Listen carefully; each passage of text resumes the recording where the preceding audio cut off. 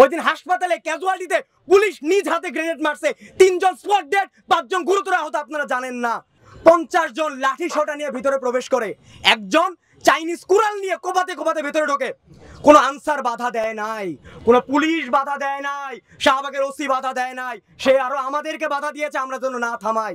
তারা কি করতে এসেছিল? তারা ডাক্তারদের মারতে এসেছিল, আন্দোলনকারীদের মারতে এসেছিল। কেন ডাক্তারদের মারতে এসেছিল? কারণ আমরা আন্দোলনকারীদের সেবা দিয়েছি, আমরা আন্দোলনকারীদের সেবা দিয়েছি, এজন্য আমাদের মারতে এসেছিল।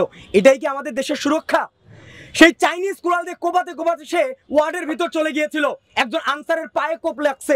এটাও আপনারা জানেন না। কেন জানেন না? কারণ এটা লুকানো হয়েছে, এটা লুকানো হয়েছে, আপনারা জানেন না। 5 আগস্ট, যেটা আমরা বলি 36শে জুলাই আমরা স্বাধীন হয়েছি, বিজয় হয়েছে আপনাদের, কিন্তু আপনারা ওই দিনের কথা জানেন না। ওই দিন হাসপাতালে ক্যাজুয়ালিটিতে পুলিশ নিজ হাতে গ্রেনেড মারছে, 3 জন স্পট ডেড, 5 জন গুরুতর আহত। আপনারা জানেন না। ওই জায়গায় ডাক্তাররা ছিল, তাদের সুরক্ষা কই? আপনারা কিচ্ছু জানেন না।